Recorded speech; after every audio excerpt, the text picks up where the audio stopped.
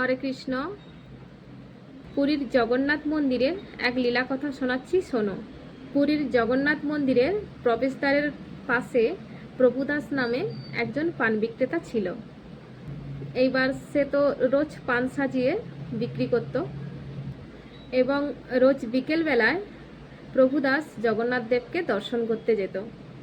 আর ওই প্রভুদাস গিয়ে দেখত যে রোজ ভগবান জগন্নাথ দেবকে বিভিন্ন রকমের পঞ্চব্যঞ্জন রান্না করে ভোগ লাগাতো, মানে বিভিন্ন রকমের পদ বানিয়ে ভগবানকে ভোগ নিবেদন করা হতো। কিন্তু ও একটা জিনিস লক্ষ্য করতো যে ভোগে কোনোদিন পান দেওয়া হতো না। আর প্রভুদাসের মনে ওই কথাটাই ঘুরপাক খেত যে এত রকমের ব্যঞ্জন বানিয়ে দেওয়া হচ্ছে, কিন্তু ভোগের থালায় কেন পান কেন দেওয়া হয় না। ওনার মনে সবসময় এই কথাটা ঘুরপাক খেত।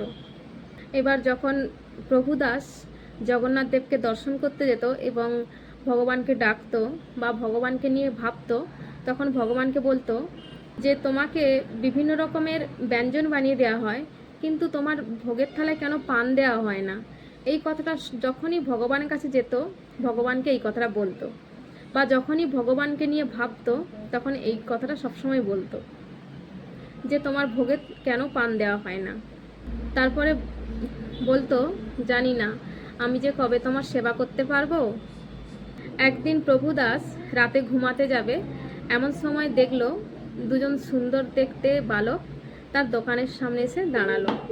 তাদের চুলগুলো ছিল কুকড়ানো, কানে কুণ্ডল ছিল, আর তাদের পরনে কাপড় ছিল খুব সুন্দর দেখতে।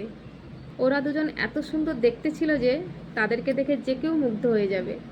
তারপরে তো তারা দুজন প্রভুদাসের বাড়ির সামনে এলো, মানে দোকানের সামনে এলো, এবং প্রভুদাসকে বলল, আমাদের পান দাও।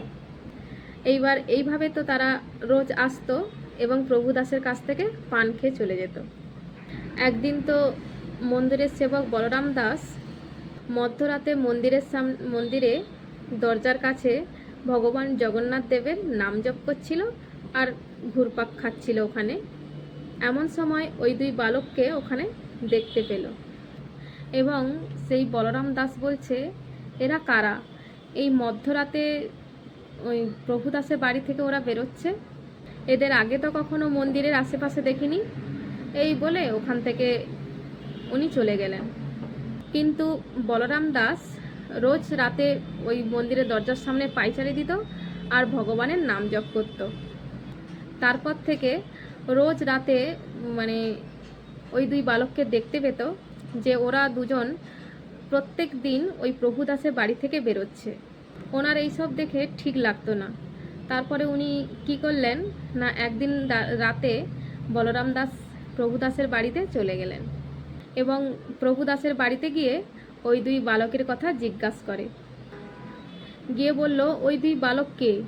তখন প্রভুদাস বলল যে ওই দুই বালক রোজ রাতে আমার বাড়িতে পান খেতে আসে আর আমি ওদের পান খাওয়াই, কিন্তু আমি কোনো ওদের কাছ থেকে পয়সা নিই না। কেন জানি না, আমি ওদেরকে দেখে এতটাই মুগ্ধ হয়ে যাই যে কাছ থেকে পয়সা না নিয়ে আমি ওদেরকে পান দিয়ে দিই। আমি ওদের কাছ থেকে পয়সা নিতে ভুলে যাই। আর তারপরে ওরা যখন পান খেয়ে চলে যায়, মানে কিছু দূর যাওয়ার পর আমি ওদের আর দেখতে পাই না। ওরা কোথায় গেল, কি করলো, কিছুই জানি না। তখন বলরাম দাস সেই প্রভুদাসকে বলছে, তোমার কোনো কথা আমার মাথায় ঢুকছে না। এতদিন ধরে তুমি ওদেরকে পান খাওয়াচ্ছ, অথচ তাদের কাছ থেকে কোনো দাম নিতে না। এ তো আমি প্রথমবার শুনলাম যে দোকানদার পয়সা না নিয়ে ওই দুটো বালককে বিনা পয়সায় পান খাওয়াচ্ছে, আবার খরিদ্দারের কাছ থেকে পয়সা নিতে ভুলেও যাচ্ছে। এটা কেমন কথা হলো? তখন বলরাম দাস সেই প্রভুদাসকে বলছে, এ তো তোমার অনেক লোকসান হয়ে যাচ্ছে। তুমি যদি ওদের পান দাও আর যদি না পয়সা নাও, তোমারই তো লস হচ্ছে।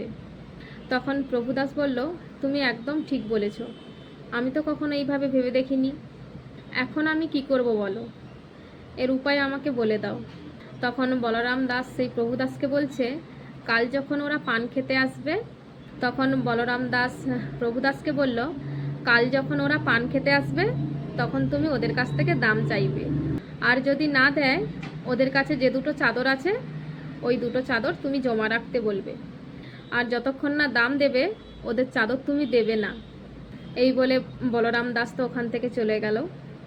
তারপরের দিন যখন সেই দুটো বালক পান খেতে এলো, তখন প্রভুদাস তাদের পান দিল আর বলল, তোমরা প্রতিদিন পান খেয়ে যাও, কিন্তু পানের দাম না দিয়ে তোমরা চলে যাও। আজকের কিন্তু তোমাদেরকে পানের দাম দিয়ে যেতে হবে। পানের দাম না দিলে আমি তোমাদেরকে ছাড়বো না বা আমি তোমাদেরকে যেতে দেব না। তখন ওই দুই বালক বলল, আমাদের কাছে তো কোনো টাকা পয়সা নেই। কাল যখন আসবো, এতদিন ধরে যে তোমার পান খেয়েছি সমস্ত পানের দাম আমরা দিয়ে যাব। এখন আমরা যাচ্ছি। এই বলে তো সেই দুই বালক ঘুরে পড়েছে। তখন সেই প্রভুদাস কী করলো, না না, আজকের আমি তোমাদের কিছুতেই ছাড়বো না। প্রথমে দাম দেবে, তারপর এখান থেকে যাবে। এই বলে তো তাদেরকে যেতে দেয়নি। এবার দুই বালক বলছে, এখন আমরা তোমাকে কিভাবে পয়সা দেব? আমাদের কাছে তো কোনো পয়সা নেই। তখন তারা বলছে, আমাদেরকে বিশ্বাস করো, কাল তোমার সমস্ত পানের দাম আমরা দিয়ে দেব। তখন প্রভুদাস বলল, আচ্ছা ঠিক আছে, তোমাদের কাছে পয়সা নেই যখন, তোমাদের ওই দুটো চাদর আমার কাছে জমা রেখে যাও। কাল এসে তোমরা পয়সা দেবে আর ওই চাদরগুলো নিয়ে যাবে। সেই বালকগুলো কি করবে, আর তো কিছু পদ নেই। তখন তারা কি করলো, ওই দুটো চাদর সেই প্রভুদাসকে দিয়ে ওখান থেকে তারা চলে গেল। পরের দিন যখন পুরীর মন্দিরের দরজা খুলল, তখন দেখলো যে ভগবানের ওপর যে দুটো চাদর দেওয়া হয়েছিল সেই দুটো চাদর নেই, দুটো চাদর গায়েব। তা দেখে পুরোহিত চমকে উঠল আর বলল, দুটো চাদর কোথায় চলে গেল? কালকে রাত্রে আমরা ভগবানকে মানে চাদর গায়ে দিয়ে গিয়েছিলাম, আজকে দুটো চাদর গায়েব হয়ে গেল। এইবার তো এই কথাটা রাজার কান পর্যন্ত গেল এবং রাজা বলল, মন্দিরের সমস্ত সেবককে আমার কাছে নিয়ে আসো। ভগবান কি তার ভক্তদের শাস্তি দিতে দেবে? দেবে না। তখন ভগবান জগন্নাথ দেব বলরাম দাসকে তার স্বপ্নে সমস্ত কথা বলে দেয়। আর বলরাম দাস কী করলো না, স্বপ্নে যা যা দেখেছে সেই সব গিয়ে রাজাকে সমস্ত কথা খুলে বলল। আর রাজা সেই সব কথা শুনে তো চমকে উঠল। তারপর রাজা সমস্ত ঘটনা শোনার পর বলল যে আজকের পর থেকে প্রভু জগন্নাথ দেবকে যখন রাতে ভোগ লাগাবে, মানে ভোগ নিবেদন করবে, তখন পান দিয়ে ভোগ নিবেদন করবে। তারপর রাজা বলল, আমি নিজে প্রভুদাসের বাড়িতে যাব। তারপর রাজা প্রভুদাসের বাড়িতে গেল এবং প্রভুদাসকে সমস্ত কথা খুলে বলল। এই সমস্ত কথা শোনার পর প্রভুদাসের চোখে তো জল চলে এলো, কারণ উনি প্রভু জগন্নাথ দেব এবং বলরাম দেবকে নিজের চোখে দেখেছে এবং পানও খাইয়েছে এবং ওনার প্রার্থনা প্রভু জগন্নাথ দেব শুনেছে এবং রাতে ভগবান ভোগ গ্রহণ করার পর ওনার কাছে পান খেতে আসতো। এইটা ভেবে তো প্রভুদাসের চোখে জল চলে এলো। এরপর প্রভুদাস কী করলো না, সেই জগন্নাথ দেবের বলরাম দেবের যে চাদর ছিল ওনার কাছে, উনি ওই চাদরগুলো ফিরিয়ে দিতে গেল। সব লোক তো প্রভুদাসের ভক্তিকে দেখে অবাক হয়ে গেল যে আমরা এতদিন এবং কি মন্দিরের পুরোহিতও যে আমরা এতদিন সেবা করছি, এত কিছু করছি, আমাদের ভগবান দর্শন দিল না, প্রভুদাসকে ভগবান দর্শন দিল। আর সবাই বলতে লাগলো, প্রভুদাস নিশ্চয়ই ভালো কর্ম করেছিল, তাই তো স্বয়ং ভগবানের দর্শন পেল। তারপর থেকে ভগবানকে ভোগ লাগানোর পর, মানে ভোগ নিবেদন করার পর ভগবানকে রোজ পান দেওয়া হতো।